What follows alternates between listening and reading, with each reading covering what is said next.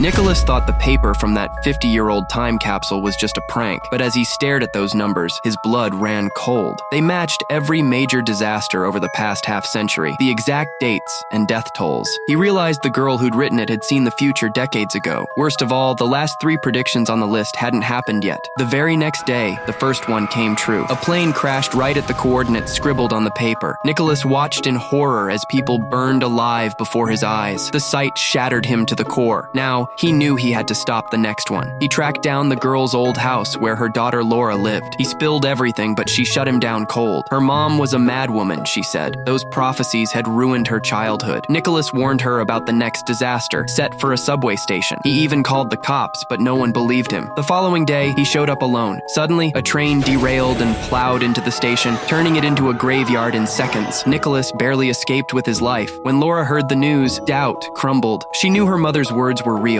She rushed to Nicholas and confessed. Her mom had predicted her own death date too. Together, they headed to the girl's abandoned home. There, walls plastered with newspaper clippings of every catastrophe stared back at them. Under the bed, etched numbers revealed the final prophecy. No death count this time, just everyone else. It meant the end of the world. Then Nicholas learned a deadly solar flare was barreling toward Earth. He sensed these visions were meant to save humanity. At the girl's old school, he uncovered the last scratched numbers, coordinates to a safe spot. But Laura insisted on a mountain cave for safety, bundling Nicholas's son and her own kid before heading out. On the road, mysterious figures snatched the car with the children inside. Laura chased them, only to crash into a truck and die, exactly on the date her mother had foretold 50 years back. Nicholas reached the coordinates and found it was the girl's old house. The kids were there, unharmed. Then the strangers appeared, aliens in human form. They weren't here to save the world, they explained, but to rescue chosen children so humanity could restart on a new planet. A massive ship descended from the sky. Nicholas hugged his son one last time, whispering goodbye. He knew his time was up. He returned home, sat with his family, and smiled as they awaited the solar flare, the one that would burn the entire world to ashes.